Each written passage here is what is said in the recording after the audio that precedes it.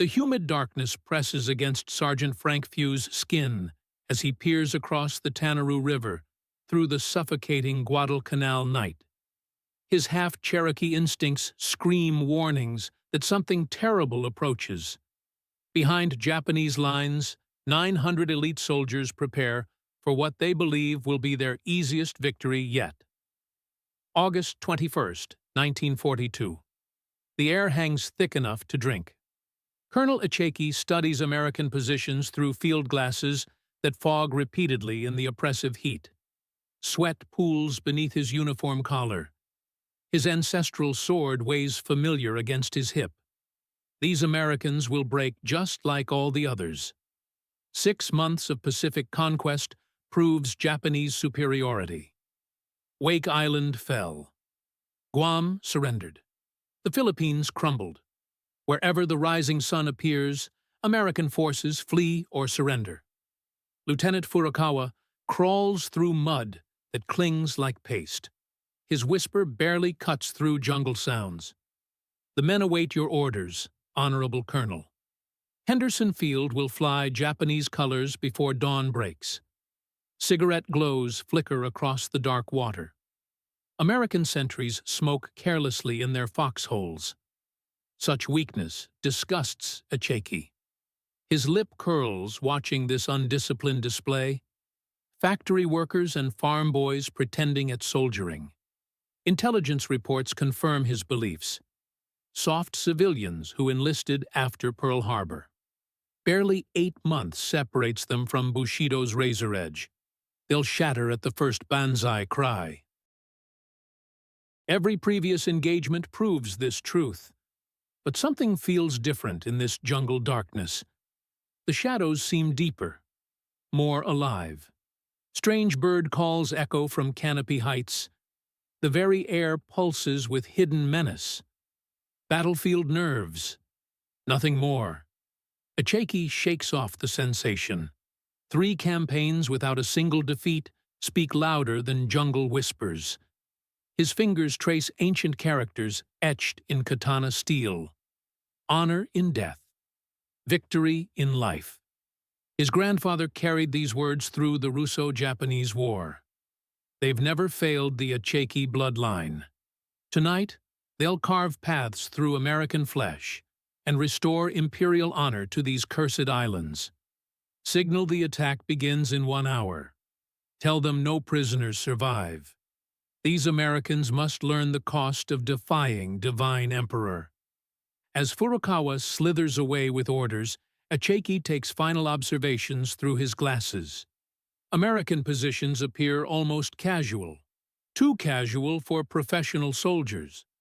Machine gun nests scattered without apparent coordination. Mortars positioned randomly across defensive lines. Either these Marines lack basic training or something else entirely. He pushes doubt away. Japanese steel never fails. Japanese courage never wavers. These Americans will discover why the Rising Sun Empire conquered half the Pacific. Yet one disturbing question haunts him as he settles back to wait. Why don't the Americans show fear? 6,000 miles distant in Tokyo, newspaper presses already prepare victory headlines. But here in Guadalcanal's suffocating jungle darkness, Lieutenant Furukawa creeps between waiting soldier clusters. His whispered orders taste like desperate prayers. Remember our sacred code. Death before dishonor awaits. Victory or death, never retreat. Silent nods answer him. Mud-painted faces show grim determination. These aren't untested conscripts. They're hand-picked elite from the 28th Infantry Regiment. Private Yamamoto grips his rifle with hands that never trembled in combat. Sergeant Tanaka tests his bayonet edge, sharp enough for splitting silk. They represent the Empire's sword. Tonight, it cuts deep. But across that narrow river, unprecedented events unfold in military history. Marine Sergeant Frank Few peers through jungle blackness. His Cherokee blood sings with ancestral hunting wisdom no Japanese manual could fathom. Private Sid Phillips loads ammunition belts with methodical farm boy precision. Machinery that refuses to quit taught him this patience. You hear in that? Few whispers to his foxhole partner. The jungle has gone completely quiet. Too quiet for nature. Even insects stopped their nightly chorus. These aren't weekend warriors filling Acheki's imagination. Phillips survived the Great Depression watching his family lose everything. Sometimes you fight dirty, or you don't eat, became his lesson. Few grew up hunting Arizona mountains where single mistakes mean death, where cunning matters more than courage alone. They're not fighting for emperor worship or ancestral honor codes. They're fighting to return home breathing. They're about to introduce Japanese forces to warfare existing nowhere in their military manuals. Colonel Acheki rises, his hand moving toward sword hilt in gestures older than recorded history. Around him, 900 men prepare for what they believe will be the final banzai charge of a very brief battle. They've practiced this moment countless times. Swift river crossing, coordinated assault, terrified American retreat. But nobody informed them that Marine doctrine excludes retreating from any situation. Listen carefully to final instructions. Acheki addresses battalion commanders in barely audible whispers. American Marines lack spiritual discipline. They're undisciplined individualists without Japanese soldiers' spiritual strength. When we charge with fixed bayonets, screaming the Emperor's sacred name, their Western minds will shatter completely. They'll scatter like frightened rabbits across the jungle. His intelligence reports confirm every belief he holds. These Americans emerge from soft democracy, where every man imagines he's special, where collective sacrifice becomes impossible concept. How can such men stand against soldiers raised on 2,000 years of samurai tradition? But across the water, machine gunner Art Pendleton tests weapon traverse for the 100th time tonight. He calculates fields of fire with cold precision learned in Massachusetts factories, understanding that machines either work perfectly or people die horribly. His loader Whitney Jacobs arranges ammunition belts with obsessive care. Growing up poor taught him that wasting anything, even bullets, gets you killed eventually. These Marines aren't contemplating emperors or democracy tonight. They're remembering Japanese soldiers who used white flags for luring Colonel Goethe's patrol into ambush, then beheaded survivors and mutilated their bodies afterward. They're thinking about Pearl Harbor, about friends who died in Philippines campaigns, about wars they never wanted but now intend finishing permanently. They've spent weeks transforming this river crossing into a killing ground. Japanese military minds cannot comprehend what awaits their attack. Bushido code demands honorable battle, face-to-face combat, where courage determines victory. But these Americans possess no Bushido code whatsoever. They have something far more dangerous: desperate ingenuity of men who absolutely refuse to lose anything. Hidden mortars are pre-sighted on riverbank approaches. Machine guns positioned in interlocking fire fields that will turn water red with blood. Flares wait to illuminate the killing ground completely. Even barbed wire was strung not for stopping Japanese advance, but channeling them into prepared killing zones. Private Jim Young adjusts mortar sights one final time, remembering his father's Ohio hunting wisdom. Sometimes the deer thinks he's hunting you, son. That's when you discover who's really the predator here. At 2:50 a.m., Colonel Acheki gives the signal everyone awaits. 900 Japanese soldiers rise as a single entity. Bayonets glint in faint starlight. Their voices join in war cries that echoed across Asia for centuries. They surge toward the river with absolute confidence intact. certain that American nerve will shatter hearing Japanese steel approach. They have no idea they're about to encounter something their military philosophy never imagined possible. Americans who fight like the jungle itself, patient, brutal, utterly without mercy or hesitation. First, Japanese soldiers splash into Tanaru River, and for one suspended moment, the night holds its breath. Then hell opens wide and swallows them completely whole. Whitney Jacobs's rifle explodes at exactly 2:51 a.m., shattering tropical night like breaking cathedral glass. In that single muzzle flash, 2,000 years of Japanese military tradition collides head-on with American firepower. The collision destroys everything Colonel Echeki thought he understood about warfare. Tonight you die screaming. The Japanese war cry splits darkness as hundreds of elite soldiers plunge into Tanaru River.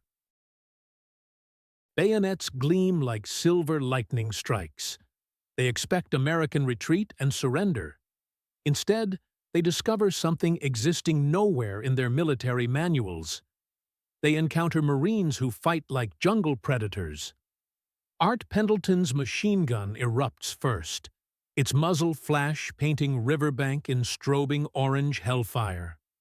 Japanese soldiers, magnificent in courage, perfect in formation, charge directly into interlocking firefields that transform shallow water into slaughterhouse. "Jesus Christ!" Pendleton screams over his weapon's deafening roar. They just keep coming forward. But these aren't scattered individual attacks Japanese doctrine expects from American individualists. This represents coordinated violence on scales that render Bushido completely irrelevant. Every Marine weapon fires into predetermined killing zones. Mortar shells, pre-sighted days earlier, begin falling with mathematical precision. Flares burst overhead, turning night into blazing day and silhouetting Japanese soldiers like targets in shooting galleries. Colonel Echeki watches in growing horror as his perfectly trained, perfectly disciplined soldiers are slaughtered not by American courage, but by American engineering efficiency. This isn't honorable combat between warriors. This is industrial killing on factory scales. His men become the raw material. Private Jim Young drops mortar shells down tubes as fast as loaders can hand them over. Each explosion sends geysers of mud, water, and human flesh into tropical air. "We're not fighting soldiers here," he shouts to his crew over the chaos. "We're exterminating dangerous insects." Japanese forces keep advancing because Bushido absolutely demands it. Retreat means dishonor worse than death itself. But every forward step carries them deeper into killing machines, designed by men who learned warfare in American factories and farms. Men who understand efficiency matters infinitely more than honor. Frank Few, his Cherokee blood singing with predatory instincts, moves through jungle darkness like hunting ghost. When Japanese soldiers break through river crossing, they find not retreating Americans but individual Marines who hunt them in darkness, using techniques older than civilization. Few's knife finds 3 Japanese throats before they realize death walks among them. "This isn't war," gasps Lieutenant Furukawa, clutching sucking chest wounds while watching his company disintegrate. "This is pure butchery." He's absolutely correct. This is exactly what American warfare has become. Americans fight without honor, without rules, without mercy of any kind. They use shotguns, weapons Geneva Convention would later attempt banning as too inhumane for warfare. They coordinate mortar fire like factory foremen coordinating assembly lines. They fight at night from concealment, using industrial violence against men trained for personal combat. And the effectiveness is devastatingly complete. Colonel Echeki, his perfect uniform now stained with mud and blood, realizes with crystalline horror that everything his military taught him is wrong. These Americans aren't fighting like soldiers anymore. They're fighting like machines, killing machines that feed on Japanese courage and excrete Japanese corpses. Private Alschmid, his face half destroyed by grenade fragments, continues firing his machine gun despite being completely blinded. His loader shouts directions in his ear.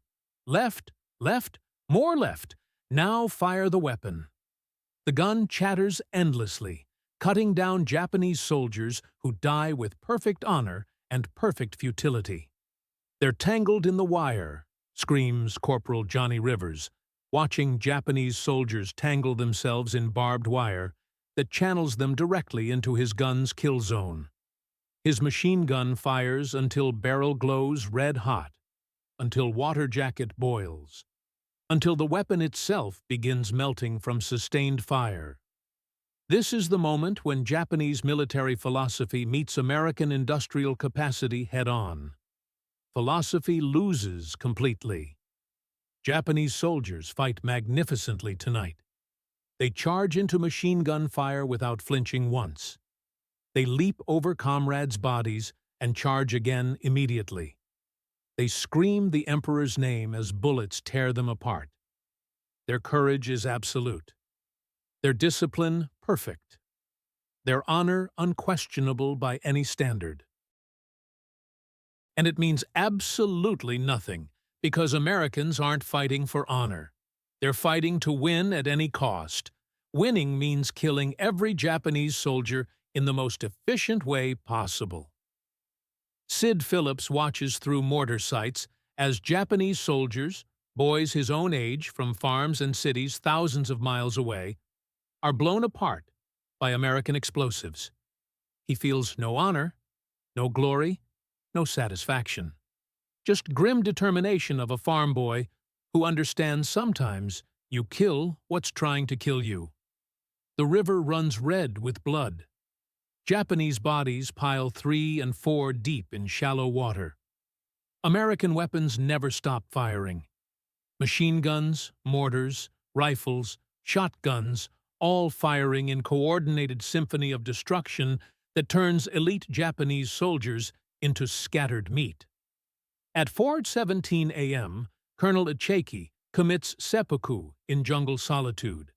He doesn't die in glorious combat with American bayonets. He doesn't fall leading final charges. He dies alone among trees, disemboweling himself with ancestral sword, because he cannot face the truth. American cowardice just destroyed the finest soldiers Japan could produce. His suicide note, discovered days later, contains a single devastating line. We did not understand what we were fighting against. By dawn, 890 Japanese soldiers lie dead along 100 yards of riverbank. Marines lose 43 men total. The mathematical brutality of casualty ratios tells the entire story. This isn't warfare as Japanese understand it. This is systematic extermination. Frank Few walks among Japanese bodies as morning light filters through jungle canopy.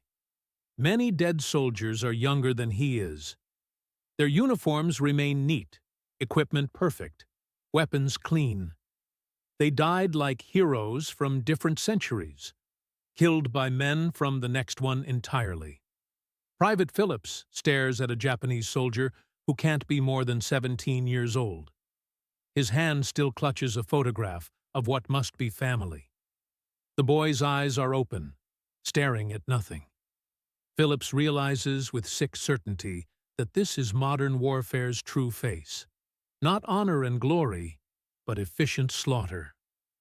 "God help us all," whispers Corporal Pendleton, surveying carnage his machine gun created. What have we become exactly? The answer hangs in humid morning air, unspoken but understood by every Marine who survived the night. They've become exactly what they needed becoming. Not heroes, not warriors, not soldiers fighting noble causes. They've become killers, efficient, remorseless, utterly effective killers. In Guadalcanal's jungle hell, That's the only thing that matters anymore. Photographs tell stories better than military reports ever could. Japanese bodies stacked like cordwood along Tanaru River. American Marines standing among carnage, not celebrating, not smiling. Just staring with hollow eyes of men who discovered something terrible about themselves. Mathematical precision of modern slaughter laid bare in black and white. Frank Pomeroy, who survived the battle, would carry one image for his remaining life. A Japanese officer's sword still clutched in its owner's death grip, reflecting morning sun like an accusation.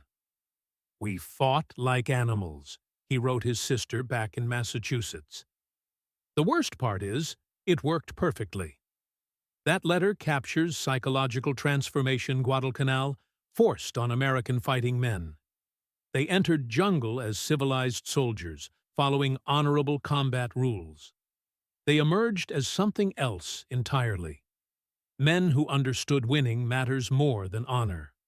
Survival trumps glory. Efficient killing beats courageous dying every single time. Japanese military machine, built on 2,000 years of samurai tradition, never recovered from that realization. Within weeks, intelligence reports from other Pacific battles reflected new reality. Japanese soldiers who charged American positions with suicidal courage, since Pearl Harbor, now hesitated. They dug deeper foxholes. They fought more defensively.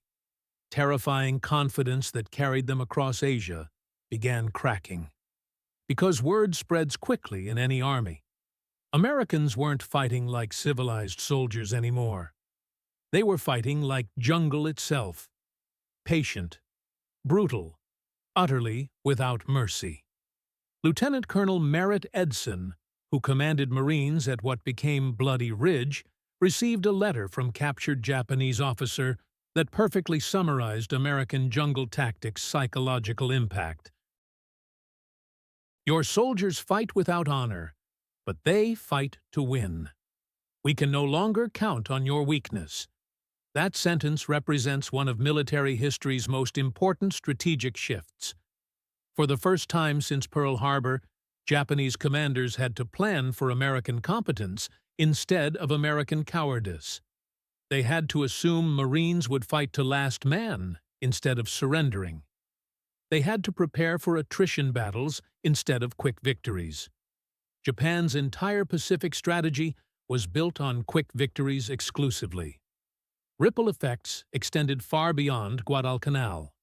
At Tarawa, Saipan, Iwo Jima, and Okinawa, Japanese defenders found themselves facing not weekend warriors they expected, but professional killers who learned their trade in Solomon's jungles. Men who understood war isn't about honor. It's about making the other guy die for his country. Sergeant Sid Phillips, interviewed 50 years after the battle. "We went to Guadalcanal as boys playing soldier. We came back as men who knew how to kill efficiently. Japanese never expected that transformation. It cost them the war. But costs extended beyond military strategy. Marines who fought at Guadalcanal returned home carrying something dark and permanent in their souls. They discovered civilized men could become savage killers when survival demanded it. They learned courage without competence is just suicide. Honor without victory is just death. Most disturbing of all, they learned they were very, very good at killing. Art Pendleton, whose machine gun cut down hundreds of Japanese soldiers, never spoke about the battle to his children. When asked about war service, he would only say, "We did what we had to do." His grandson found his war diary after Pendleton's death in 1987. The final entry, dated August 22, 1942, contains just 4 words: "God forgive us all." Today, military historians study Guadalcanal as the moment American forces learned to match Japanese ferocity with industrial efficiency. But the real lesson runs deeper than tactics or strategy. Guadalcanal proved civilization is thin veneer. easily stripped away when survival is at stake. It demonstrated ordinary men, farmers, factory workers, store clerks can become extraordinarily effective killers when properly motivated. Japanese soldiers who died at Tanaru River were brave, disciplined, and honorable. They died for emperor and country with perfect courage. But courage isn't enough when your enemy has abandoned honor for efficiency. When your opponent fights not for glory, but for survival. In the end, that's the lesson written in Japanese blood along a jungle river on obscure Pacific island. Sometimes the side that fights dirtiest is the side that goes home alive. In 1942, going home alive was the only victory that mattered.